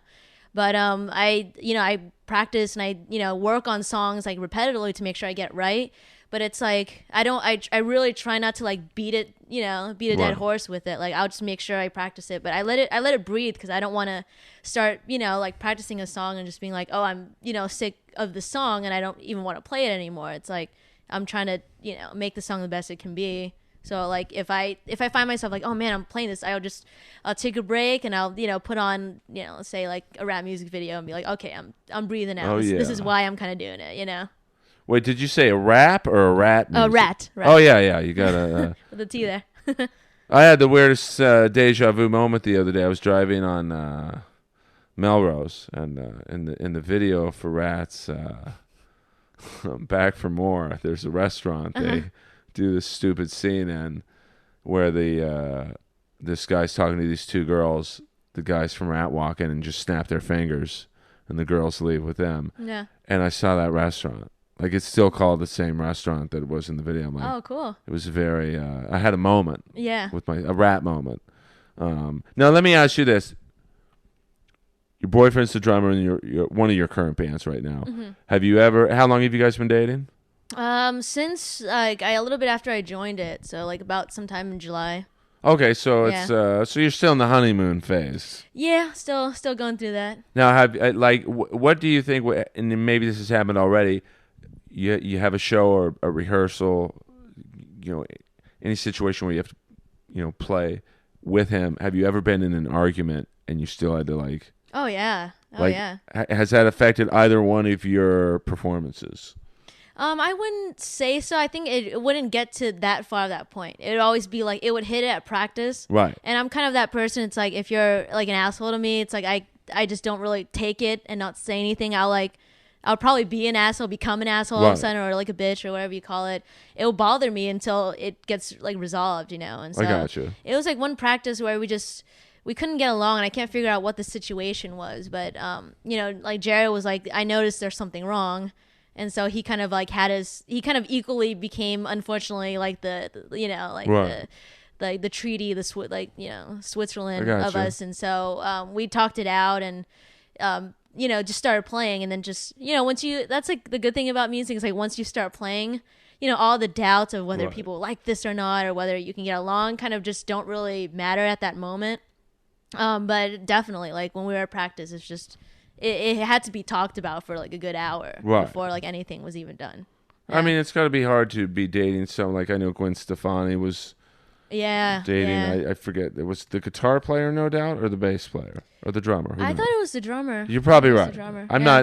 not really up on my No Doubt history, but I mean the White Likewise. Stripes, Yeah. and then And she the ended up marrying his best friend in his backyard or something. Like that some had to like be crazy weird. story of that story. Yeah. That might drive me over the edge. Right. But, Right. and then well, in the gay sense, you had Boy George, I think, dating someone from Culture Club, Yeah. and I mean that has to be. I mean, I've dated comics before, but you're not really. We kept separate comedy worlds. So you never worked on a project together where it became some sort of like weird if. Oh, well, we were together at the time, so Mm-hmm. I mean, it wasn't that difficult. But I mean, even when you were together with someone, we were working on a TV show, and it was, you have different ideas, so you kind of butt heads. It Totally. kind of, came home some nights, but worked out. Some nights not. Yeah, well, you just work it out, and so. Yeah, it's a sticky thing, really, like relationships in that kind of same field. But it just comes down to, are you both like, yeah, like good communicators to each other? Because in relationships, it's just like a lot of times it's like doubt that leads to cheating or Right. some sort of thing, and so pretty much I think we usually just bring it to the table right away. Yeah, Usually, no. so it hasn't gone to that point where it's like, oh man, like now we gotta play music but we can't stand each other type of thing. Like it's just it always, music has to come first, but then Oh, it's sure. also like the relationship factor where it's like it's separate. Right. So when it's like we're together and it's just the relationship and there's nothing talked about like musically, then it jives well. But I mean, what's July, so that's 6-7 months. I Yeah. mean, you guys are still in the. Yeah, I know. Everyone always says that. They're like, "Oh, that's cute," and it's just, I'm like, is there like a timeline mapped out for how like the transcendence of like a relationship kind of prospers or doesn't prosper? I'm like, I just kind of go with the flow. I wake up the next day and you just don't know. You don't know Right. whether you're gonna just, like want to call your best friend. You might be annoyed, or something like that. What's the longest relationship you've ever been in? About 2 years. Okay. Yeah. It was in high school. Kept it kind of hush hush, and I was I wouldn't say I was a nightmare, but definitely one of those like rebel kids. Just kind of like, I got my guitar when I was like about 16, and I didn't really talk to my parents, and I was just kind of like, I would go home and watch like MTV videos Right. and just kind of like zone out. That's cool. And and the person I was with wasn't a musician. Was just kind of like a sportsy type of person. Played soccer. Okay. Yeah, and it was kind of nice. It's kind of nice to like, oh, we have different worlds and we like communicate well together. And then it's just you're young, so you don't know what you're doing, and we both kind of just were like, let's just not date anymore. And it was just kind of like, so whatever, I mean, it's hard, I find, to date someone like if you're dating a musician, I'm dating a comic. Like, in some ways, I think we're the only people who can date each other because you get each other. Like, the heartaches and the ups and downs of being a musician or a comic, but then in some ways it's sometimes I find that you almost get competitive with each other. Like, Yeah. what if people start to notice me over you, and or vice versa? And so it's a interesting dynamic dating someone who does what you do. Yeah. So That's why like a lot of the actor relationships, like you always see, oh, these two actors did this movie together, so they're together, and then all of a sudden like they're not together anymore. right. And I had a friend that was like a producer for, I forgot what reality show, and he told me that a lot of these like relationships are really manifested for Right. that kind of like, mediocre media appeal Oh, of sure, that sort. sure. So it's like it's not really, you like, it's not even a second thought as to kind of conceive like, oh, they're in the same realm, they're doing the same thing, this is happening. Like, it's just kind of more of like this makes sense for the general public to see that I gotcha. that we relate because we were in this movie together, but we actually don't because we're actually seeing other people, Right. type of thing. There's so much cheating going on in Hollywood. Oh yeah. And Yeah. comedy and music. I mean, And music, all the above. have you ever been cheated on? Yeah. And It's what? not fun. Oh, it's the worst. Yeah, my first boyfriend, it was in like middle school. Like I had my first real kiss with him and everything. And then, Middle school. yeah, it was like, oh man, I didn't really take it seriously. Like I said, I was just like a butthole kid that didn't know what was going on. And I found out, like, I guess we were dating. It was brief. It was only like maybe 3 weeks, less than a month. And I just found out through my cousin, because we got together in that sense. Like, he asked her to ask me out, and he was kind of like that shy kid. And I grew up very shy. I was very introverted, and we kind of semi got together. I remember because he was wearing this like terrible Green Day shirt. It was like all like there was like vomit on it or something. But for some reason, I liked it. Like, I was young, I didn't know. And then I find out that he cheated on me, because then we just stopped talking. Like, he didn't even see me. He'll come and see me every morning once I have my parents drop me off to school, and then he just didn't see me anymore. And then he tells my cousin, can you tell her that I kind of was seeing somebody else? Like, he kind of just I know. And he didn't even have the balls to tell me, like, in person. Like, he just told my cousin, and I guess he told her to ask me out, but it was just kind of like, it was like so brief. And being, like, young and first relationship and the first kiss and everything, I was like, man, this really sucks. And, and I was just like totally anti-dating from like a really early beginning. And the cheating was like early. So I kind of like caught that bug, and I was like, that's something I don't want to do. Have you ever cheated on a guy? No. Oh, okay, that's cool. No. Well, cheating's no fun. That's for right. sure. Have you?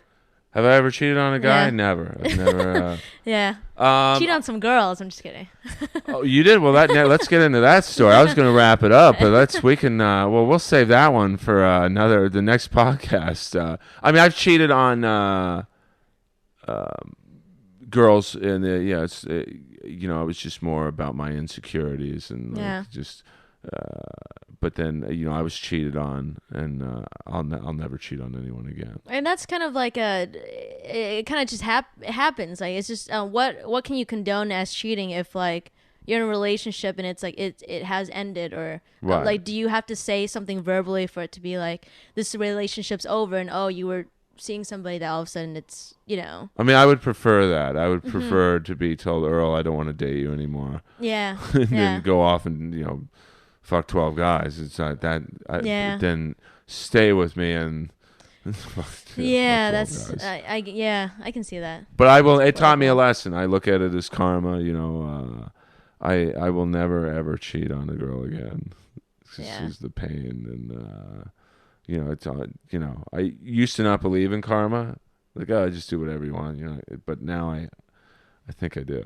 I learned a very expensive lesson. I mean, I've done dating in a sense of where it's just like, oh man, like, not like cheating per se. I had to be upfront and like tell them, but it's just sometimes people don't really think about, like, it doesn't get to them. Like, cheating doesn't get to them. So they just still try to cross your path, say if they know you're in a relationship of some sort or anything. So cheating, I think, is also like a two-way street, where it's like someone that maybe knows you're in a relationship or has an idea, and they just still pursue it. So it's like those people, are just as bad. You're probably worse because if you go through it. But I think it's in insecurity. That scenario. Oh, it's for me when I look back now and it was just stupid to think. It was just It was a short-term buzz of, oh, this girl likes me too. Well, if I don't tell my girlfriend at the time, it must mean I'm good looking. If these other people, it's so stupid looking back. But But at the moment, it's like, oh, you felt flattered. Yeah, despite the flattery that you receive with your actual relationship. Yeah. I mean, I grew up in. This really isn't music related, but that's why I like to have. I like to have guests on just to talk about life too, not just about. That's what creates us. That's what compels us. In addition to what we do as well. It's the life that we lived. Like when I go on other people's podcasts, I don't want to just talk about comedy. I just talk about girls or relationships, but it must I think it's different for a girl, like, even though your boyfriend's literally in the band with you, right behind you. I mean, it, like, to know that like when you're doing a concert or a show, to see guys in the crowd, not necessarily sexually desiring you, but like, I guess they do, but I mean, it's got to be a great ego boost, like. It's kind of awkward because, like, I remember like I was dating my ex at the time, and I was playing a show, and this guy just yelled out like, "Nice boobs!" I was like taking out my jacket, and it was just like loud, and he didn't even say anything, didn't create a scene. I think doing it in the sense of to like just let the show go on, but like definitely it's kind of just you know, like, yeah, I could have been rock and roll and been like, hey, fuck you, I have a boyfriend type of thing right away. Yeah, but I think it was just because it was one of those like shows that I like, it was kind of like a new thing I was doing, you know, Right. like playing bass and singing lead, and just all of a sudden this guy says that, and I hadn't had my rock and roll esteem just yet, and it just kind of was said, and so it became like, man, like if I just got off the stage and dropped my bass, I could have just like knocked him one, and that would have been cool to keep Right. playing, you know, type of thing. And you know, I don't, you know, I didn't know that until like now. Oh, To sure. like, be able to react appropriately. But yeah, there's like a controversy because it's just like, I mean, I'm sure you get it because you do live like comedy and stuff, that sometimes people say stuff when you were in relationships, and Yeah, but I mean, I think it's different for a pretty girl. Like, I'm not saying I'm a pretty guy, but you're a pretty guy, man. I mean, yeah, I'm okay. You know, just I'm all He's being right. shy, everybody. But I mean, like, I think it's like, I can't say whenever like when I go to the Comedy Store tonight, and you know, the front patio is usually a happening party scene, you know, because the front bar. You know, I'll notice maybe one or two girls might be physically interested in me or whatever, but like, you're a beautiful girl. I mean, any room you walk into, every single guy in the bar, the club, Pink Dot, is gonna like Aw, want to thanks. do stuff with you. Like, I can't say that's got to be a pretty intoxicating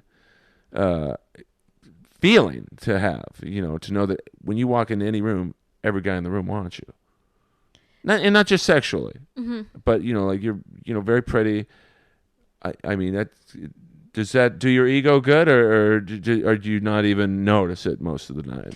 I mean, like, at first, it's just definitely, you know, just living in a small town, growing up in San Jose, and then like moving to another small town to go to college, and then living in like another small town. It just all of a sudden come to LA. It's like you get all these people that they do react, you know. And when it comes to, well, thank you for calling me beautiful. Comes to stuff like that, I just I enjoy the fact that, like, you know, it breaks the ice. I never have to like kind of, you know, think about like, is that person looking at me or looking through me in a sense of like wanting to talk to me.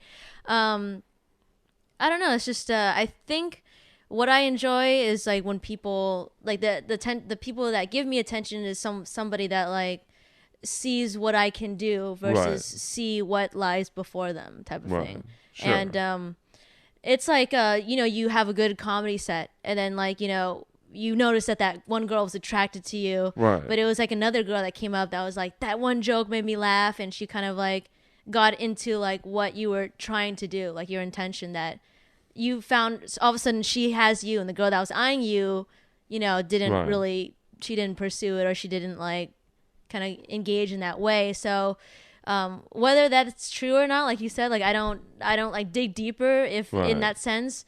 I mean, especially working at Pink Dot, where you have people come in and they're like, they'll ask you, like, really weird people will come in, like weird in a scenario where this guy recently was like, you're interesting and I have to ask you out. And I'm like, that doesn't change the fact that I have a boyfriend. I think that was me. I'm just kidding. Maybe that was. Well, no, I mean, I were did. you with that beard that one night? Yeah, I had a beard. Was that you, man? My beanie. But you have a very Became a redhead. you have a very engaging personality, and I knew like this podcast has been painless. Like, you know, I was a little nervous. I thought, geez, me too. What am I going to talk to her about? Like, after, you know, the first 10 minutes of like maybe asking music questions, it's like, okay, you know, how interesting can working at Pink Dot be? Like, oh yeah, and I don't mean that as an insult about working at Pink Dot. I mean, it's like, okay, you know, but you are a very free spirit. Like, it's very easy to talk to you, and it's like you talk a lot, which I love. Yeah, because I do. some people, no, I love it. I mean, because as a podcast interviewer, people already know about me. Like, they want to. Okay, why do you have this person on the show? Yeah. And so if they don't talk a lot, then I have to talk. Yeah, and I hear you. It's hard to like. It's like if you had me on your show, you know, and if I was kind of shy and didn't really say much, it'd be a struggle. It's kind of like going on that date that you hope goes well, right? And then it's like for some reason you guys are still eating your pasta, and that it's like you're the person that took this person out on a date, right? And you kind of have to keep bringing up questions, like because that person, can't instill like any verbatim or anything like that. It just gets dry or dry without the good sense of dry humor. Oh, sure. Yeah. Well, if Jenny's boyfriend is listening, I'm totally harmless. We'll get you on the next one. That might be a wacky end to have you both here. Yeah. We can play a rat song to end it off, or. Well, I wish I had a guitar because I have no a bass. You're more of a bassist than a guitarist, right? But yeah, you could do both. I mean, bass. I'm a little better for sure. But I can pull off something on guitar. Now, do you pick, or how do you play bass usually? I started out picking, and I don't know if we still have time, but I had an interesting meeting with Lemmy from Motorhead. And this is a great way to end the podcast. We do have time. I've got several Lemmy stories as well. Oh, so. okay. Well, since you lived around this area, he goes to the Rainbow a lot. Lives there, and he was he plays in that slot machine at that bar outside, and my bandmate at the time was like, hey, like, go say hi to that guy. And I'm like, you mean that old guy in that hat playing that game? I was like drunk and I just didn't know any better. So he pushes me to that guy, and Lemmy has this blonde guy that's like, no pictures, like totally just his entourage type of thing. And I was so drunk I didn't even care. I was like, no, don't worry, I'm just gonna ask him something. I set my drink right next to his drink, and I'm like, Lemmy, like, I just laid it all out. I was like, I play bass, I sing, what you do together is like, it just it rocks so hard. Like, I want to do what you're doing. Like, what's the secret, man? Like, I was totally just like asking him in a drunk fury. And he was just like, well, you're Oriental and you're cute. I don't see anything that's wrong here in this picture. And he invited me to his show. I guess his tour at World's End tour, that was like about 2 years ago. His last tour was in Anaheim, and his last one was in LA at the Nokia. So he put me on the guest list for both. And he even gave me his personal number. And I think I texted him like the next day or that night just to thank him. He texted me on the night of the show, of the Anaheim show. And he said, did you like the show? And I was upfront. I was like, I couldn't make it to Anaheim. I had to work.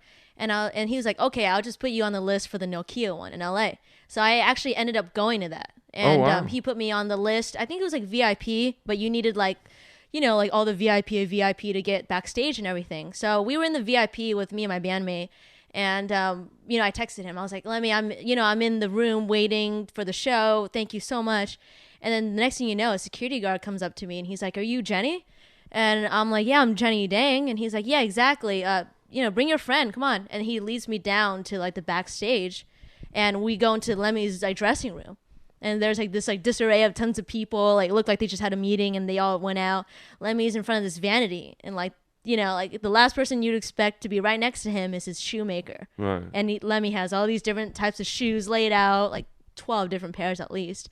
And the first thing he says was, "Oh, thanks for coming. Have a drink." I open up like the refrigerator and it's like Jack and Coke. It's like exactly what he drinks. Oh man, I was already pretty tipsy, but I was pretty drunk by the time he got on the stage. Yeah, well, Lemmy's a legend. And it comes back to I guess the end of, do I play with a pick or my fingers? And I asked Lemmy that night, like before, that was like the last question I asked him. I said, "Hey Lemmy, what do you think, like a pick or fingers?" And he's like, "A pick all the way." Right. And ever since then, I tend to play with a pick. I'll alternate just because I wanted to see, can I play with my fingers? But yeah, I play with my pick a lot, actually. Especially if I want to play like the dirtier stuff, or like the more Motorhead, or like the more like heavier stuff. Then using Lemmy's response, a pick all the way. Well, Lemmy's the best. Oh yeah, man. Oh, yeah. My ex-girlfriend still manages them, and I would have to drive him to the dentist. And one day she said, "Hey Earl, can you go get Lemmy's mail?" I'm like, "Yeah, where's the key?" "Top dresser drawer." So I go over to his house and pull the top dresser drawer out, and like hundreds of Polaroid pictures fall out. What the? And it's let's just say it's of pictures of ladies doing something to his pee-pee. So, there you go. And so I couldn't take my eyes off these pictures. So I'm looking at these pictures, and I see the carpet in the pictures, and then I start looking at where I'm standing. and There I'm you go. standing in the Uh-huh. exact spot where Lemmy was. Oh man. And then I start looking around the room. I was frozen in time and fear. And I see 3 video cameras pointed right where I'm standing. And, Yeah. that was, I neatly put the pictures back where they were, and I got Lemmy's mail and took him to the dentist. You never brought it up to him or anything. You were just kind of like, this is No. my like closet discovery here. Although Lemmy was a fan of my comedy, I don't think, he's kind of a very smart. He's very smart, actually. If you Yeah. ever can have a normal, like the music conversation you had with him, but one on one, not at the Rainbow. He's very cerebral and smart, and I'm like the opposite. I'm like very, I'm street smart, but I play dumb, like That's actually the really smartest way to go, because then it's just like I've had friends pretend to be blind, right, and it's so like they tell me stuff. They tell me like people think you're deaf when you're blind for some reason, Right. and they'll say stuff when you're in the room, but they'll say stuff about you like not thinking that you'll be aware of it, right. and then the minute they find out, oh, this guy is not blind because I throw an 8 ball at him, that like Sure. they're like, oh snap, like like people really don't like Yeah. put the 2 and 2 together. Like I don't think me and Lemmy would be good interview partners because he's very comes at it from a newscaster type of smarts, and I'm like I dumb it down. Like Stephen Piercy and I would be a great interview because I went to his book signing when I got his autobiography, and we had a Yeah. nice moment because we were on the same emotional wavelength. Yeah, it must have been really awesome to meet him in the book. It was. I mean, it was at Book Soup on Sunset, and it was like on a Saturday morning at like 11, which I thought was a weird time for a book signing, especially for a rock star or a musician. Yeah. And I called up Book Soup. I'm like, hey, is there a big line? They're like, no, come down here. Get in here and buy a book now. It's like, oh man, that's not a good sign. So I get down there. I was 4th in line. Oh no! Was there a big gathering there? For It probably ended up being about 60 people. So I felt better for Stephen Piercy. It was like, oh man, that's gonna be a bummer if I'm like last in line. Yeah. So you would buy the book, and they would put a yellow Post-it on the first page with your name on it, so he could just I see. see the name and just scribble it in the book. Mm-hmm. And so I get to meet him. He's like, hey man, what's your name? I said Earl. Mm-hmm. He said Merle. I said no, Earl. He said Burl. And like we were doing this very bizarre improv game. Yeah. And so finally, about the 5th time, I said, it's right on that yellow marker, yellow Post-it. It's just right in front. You have my Yeah. name in your hand. Yeah. And so, that was, and he was signed, a very nice guy. I don't think he's a morning person. Yeah. So I think that's probably his agent to blame or something for booking. I don't even know if he has an agent. I think No? he's self. In 2014, he might have an agent, Yeah. but some of these '80s metal bands just do it themselves now. Yeah. So, all right, well, this we're gonna have you back for more, Jenny. To use a Rat song title, we will have you back for more. And do you have now? What's the best way for people to follow you? Facebook and Twitter. Yeah, that's gonna have the most updates, just because all the stuff that I'm doing now is like relatively new. I can guarantee that there's stuff definitely out if you just hit me up there. And it's just at Jenny Dang. For like Twitter and everything is Jenny P Dang. It's like my twit name, and then Facebook is just Jenny Dang. So. And that's JENNYDANG for those who are not good with spelling. And are you on iTunes or anything, or SoundCloud? There's Okay. I guess the working title is called The Uncertainty. So that's the whole odd timing in a band with my boyfriend thing. right? That's you can hear our sounds there. So if you go on SoundCloud and put Jenny Dang, Oh, you put The Uncertainty. okay. Yeah. So The Uncertainty. Yeah, The Uncertainty. Guys, listen, Jenny Dang's awesome. Follow her on Facebook, Twitter. Go on SoundCloud. Look up The Uncertainty. We're going to have her back. She might come back alone. She might come back with her man. She might come back with a hot chick for daddy. So, no, I'm just kidding. So this will probably be up, Jenny, in about 2 weeks because Sounds we good. stagger them. But I'll let you know when it comes out. And please go on SoundCloud as well and look up Inappropriate Earl, or on iTunes, Inappropriate Earl in the podcast section. We release them every Monday night. iTunes takes a few hours, so they actually come out Tuesday morning. But there's a lot of episodes up there. Jenny's was great to do. I can't thank her enough. Thank you, Earl. Thank you, Jenny. And look for more episodes of Inappropriate Earl coming. See ya.